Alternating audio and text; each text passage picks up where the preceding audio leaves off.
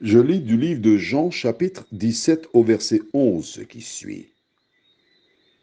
Je ne suis plus dans le monde, et ils sont dans le monde, et je vais à toi.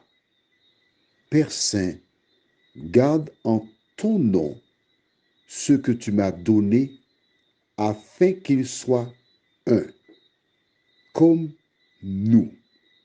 Prions. Seigneur, quand Jésus vint, il fit ce que nous appelons la prière sacerdotale. La prière dominicale est la plus connue,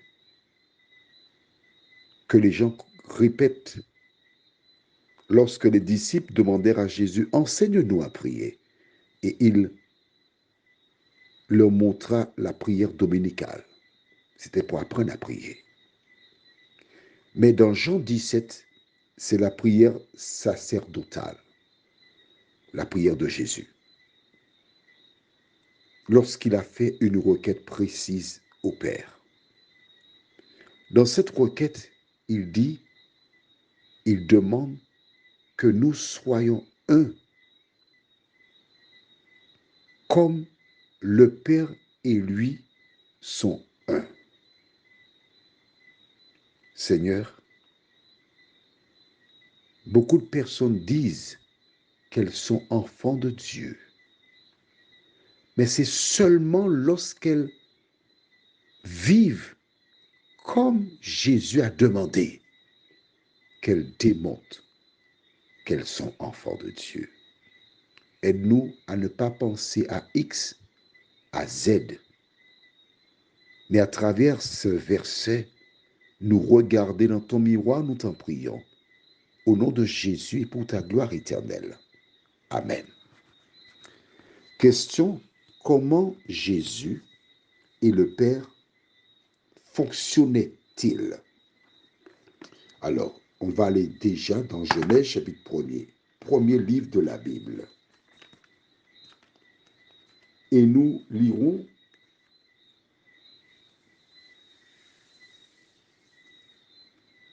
au verset 26.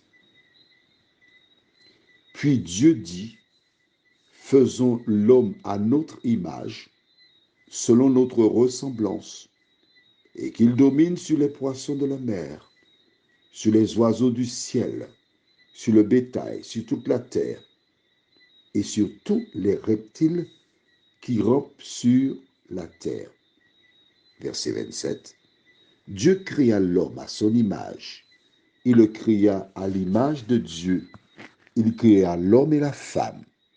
Dieu les bénit et Dieu dit, soyez féconds, multipliez, remplissez la terre et l'assujettissez et dominez sur les poissons de la mer, sur les oiseaux du ciel et sur tout animal qui se meut sur la terre. Voilà la première fois où on parle d'une action conjuguée, puisqu'on parle de faisons l'homme à notre image. Au chapitre 3, et je lis au verset 22, l'Éternel Dieu dit, voici l'homme est devenu comme l'un de nous, par la connaissance du bien et du mal. Empêchons-le maintenant d'avancer sa main, de prendre de l'arbre de vie, d'en manger et de vivre éternellement. Et l'Éternel Dieu le chassa du jardin d'Éden pour qu'il cultivât la terre d'où il avait été pris. Très important. Regarde bien. On dit l'Éternel Dieu le chassa. On ne dit pas l'Éternel Dieu les chassèrent. Non, pas du tout. Alors l'Éternel Dieu, c'est quoi? Nous avons vu Jésus dire, celui qui a vu le Père m'a vu. Nous avons vu Jésus dire, concernant le consolateur, c'est lui. Mais là, il dit, dans Jean 17 au verset 11, que les hommes qui croiront en lui soient un comme nous. Ceci est un signe du retour de Jésus. À partir du moment où Jésus a donné le modèle,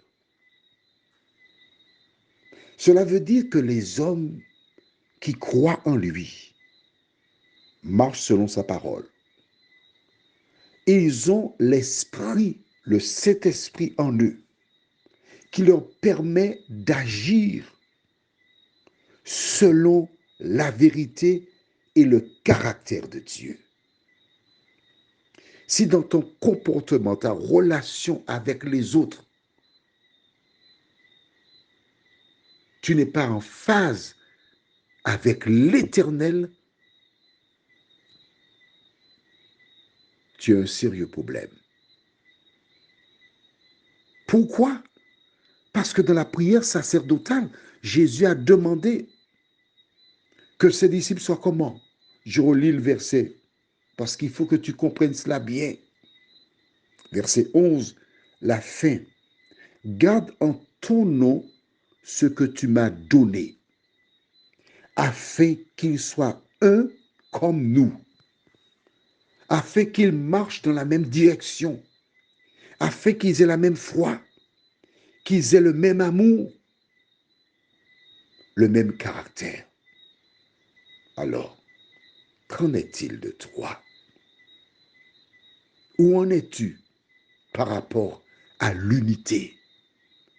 C'est seulement par ta vie, ta relation avec les autres, que tu démontres que tu es un enfant de Dieu. Quand nous arrivons devant la parole de Dieu, il y a des choix à faire. Il y a des personnes qui iront dans une direction, tandis que d'autres prendront une direction opposée. Il y a division. Et lorsqu'il y a division, il y a forcément une ou un qui écoute la voix du diable. Alors, qu'en est-il de toi? Ce qui unit les hommes, ce qui permet aux hommes d'être comme les deux, c'est la parole de Dieu. Quand on ne s'entend pas sur la parole, c'est parce qu'on est animé de notre esprit. Prions, Seigneur. Le premier exemple d'unité, c'est celui entre un homme et sa femme. Lorsqu'il y a division entre eux, c'est parce qu'il y a le diable qui œuvre dans l'un des deux. Voilà pourquoi il n'y a pas d'unité. Ce qui cause division entre l'homme et l'homme, ou entre les femmes et les femmes, etc., c'est le choix de vivre en contradiction avec la parole de Dieu éternel. Alors que tout s'écroule autour de nous, donne-nous de lire la parole, car c'est seulement en la lisant que nous pouvons la comprendre et devenir un. Comme Jésus l'est avec toi, nous t'en prions. En son nom et pour ta gloire éternelle. Amen. Je te souhaite une bonne journée.